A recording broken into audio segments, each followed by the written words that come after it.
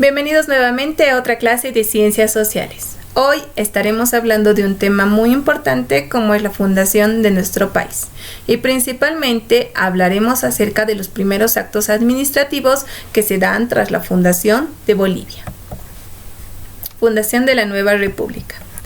Para referirme a la fundación de Bolivia me gustaría contextualizar un poquito y vamos a hablar acerca de los antecedentes.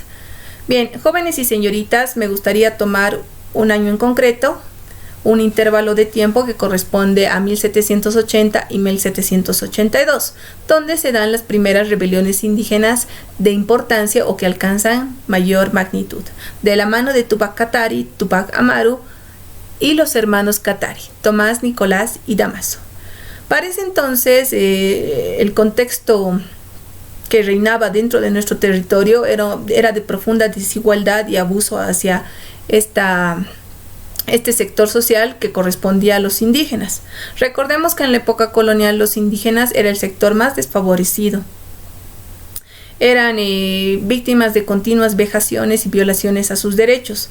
Llega un punto de inflexión en donde los indígenas ya se hartan de su situación y deciden buscar liberarse del yugo español. Es así que surgen los primeros levantamientos indígenas, que buscan liberar al indígena de aquella opresión que para ese entonces lo estaba sumiendo. Posterior a estos levantamientos indígenas surgen los primeros gritos libertarios, y el primer grito libertario se da en nuestro país, precisamente en Chuquisaca. El primer grito libertario de América ocurre un 25 de mayo de 1809, de la mano de los hermanos Sudáñez. Posteriormente ocurre lo que se conoce como la Revolución Paceña, un 16 de julio de 1809. La Revolución Paceña y el primer grito libertario propician un escenario donde empiezan a surgir movimientos libertarios en las diferentes ciudades que conformaban lo que ahora se conoce como Bolivia. Se dan levantamientos en Oruro, Cochabamba, Santa Cruz. Y posterior a estos levantamientos se empiezan a formar grupos guerrilleros conocidos como guerrillas y republiquetas. Dentro de estas guerrillas y republiquetas podemos mencionar varios personajes notables como los esposos los esposos Padilla. Hablamos de Juan Azurduy de Padilla, Manuel Asensio Padilla, hablamos también de Eustaquio Motoméndez. También hablaremos de José Luis Lanza, también conocido como el Chinchilla, quien ha liderizado una de las republiquetas más importantes y más extensas dentro de nuestro territorio. Y estamos hablando de la republiqueta de Ayopaya. Posteriormente se va a dar la intervención, paralelamente a las guerrillas se da la intervención de los ejércitos auxiliares argentinos. Tras la intervención de los ejércitos auxiliares argentinos vamos a tener la llegada de los ejércitos libertadores bolivarianos de la mano de Simón Bolívar y Antonio José de Sucre. Todo este periodo de guerra, todo este periodo independentista recibe el nombre de la Guerra de los 16 años. La Guerra de la Independencia también es conocida como la Guerra de los 16 años. Ahora, ha habido un suceso político, social, que ha beneficiado a que nosotros lleguemos a alcanzar nuestra independencia o que ha beneficiado a que el escenario sea propicio para que todos estos movimientos libertarios tengan un fin positivo plasmado en la fundación de Bolivia. Y ese escenario positivo era precisamente de que para ese entonces España estaba atravesando una crisis política social debido a la invasión de los franceses. Por tanto, los españoles habían descuidado su territorio o prácticamente su extensión política en nuestro territorio. Tras el descuido de la corona española sobre nuestro territorio, esto va a ser bien aprovechado por todos estos movimientos libertarios y se va a plasmar lo que es la independencia de Bolivia. Hablaremos entonces de las últimas batallas de la independencia de Bolivia, o las últimas batallas que le dan fin a la Guerra de los 16 años. Y estas batallas son principalmente tres. Tenemos a la batalla de Junín, donde el actor principal es Simón Bolívar. Se va a dar en la fecha del 6 de agosto de 1824. donde sale victorioso Simón Bolívar. Posteriormente vamos a tener a la batalla de Ayacucho, donde el principal vencedor va a ser Antonio José de Sucre. Esta batalla se desarrolla el 9 de diciembre de 1824. Y finalmente vamos a tener a la última batalla de la Guerra de los 16 años, y esta batalla es la batalla de Tumuzla. La batalla de Tumuzla se desarrolla el 1 de abril de 1825. Con esta batalla se va a dar la expulsión del último oficial español en nuestro territorio. ¿Y quién era el último oficial español dentro de nuestro territorio? Pedro Antonio Olañeta. Recordemos el apellido Olañeta porque en lo posterior va a ser un apellido fundamental para nuestra fundación. Tras la expulsión del último oficial español y habernos liberado del yugo que nos había sometido durante años, se procede a organizar la nueva nación o el nuevo territorio liberado.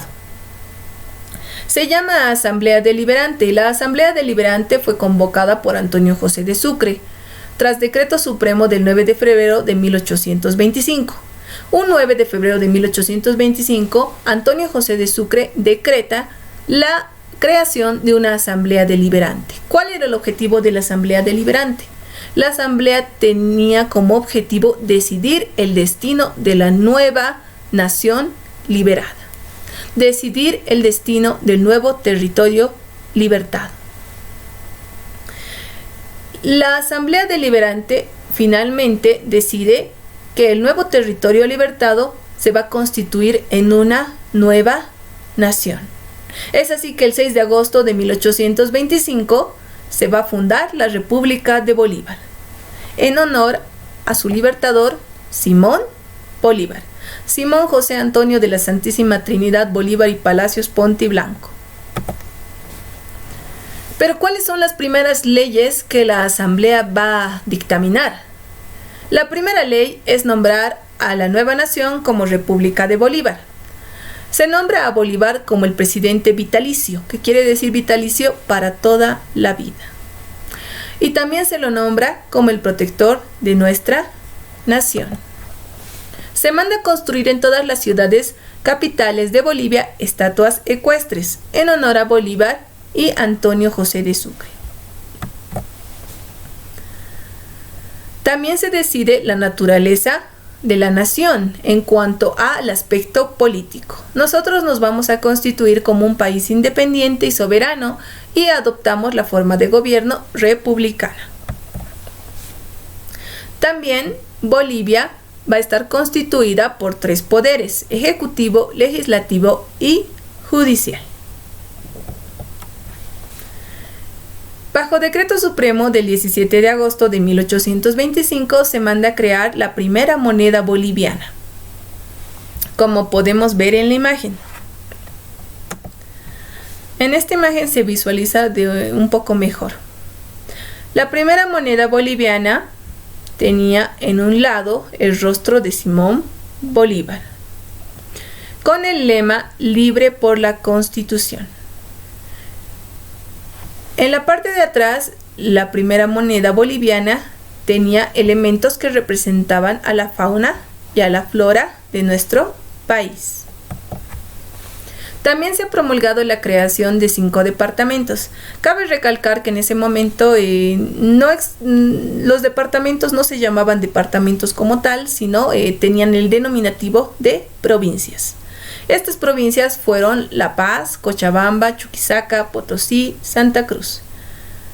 Y se nombró a Sucre como la capital de la nueva nación. El denominativo de departamentos surge años más tarde de la mano de Antonio José de Sucre, quien organiza a Bolivia en departamentos, provincias y cantones. Hasta antes de eso se denominaba a los territorios como provincias. El 17 de agosto de 1825 se crea la primera bandera boliviana. Como podemos ver en la imagen, la primera bandera boliviana tiene las siguientes características. Está compuesta por 3 franjas, 2 laterales de color verde y una central de color rojo. En el centro tiene 5 estrellas que representan a los 5 departamentos que ya hemos mencionado con anterioridad. El 17 de agosto de 1825 también se manda a crear el primer escudo boliviano. El primer escudo boliviano tiene las siguientes características. En la parte superior encontramos dos ninfas que sostienen un letrero que dice República de Bolívar, siendo que nosotros nacemos con ese nombre. Tiempo después, en realidad no años, tiempo después el denominativo de República de Bolívar va a ser cambiado por República de Bolivia.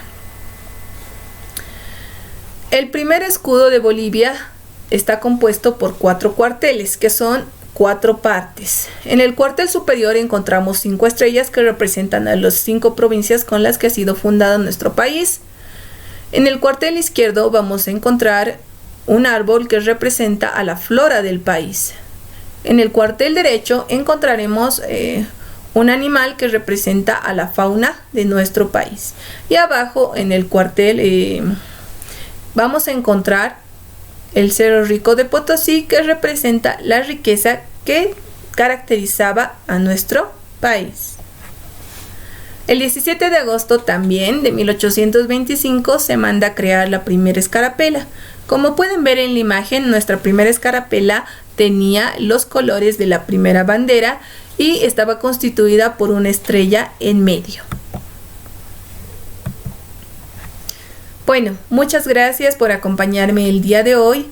Hemos estado viendo cuáles son algunos de los actos administrativos que se han dado tras la fundación de Bolivia. Hasta otra oportunidad y vamos a ir analizando algunos aspectos generales muy importantes para entender nuestra fundación. Gracias.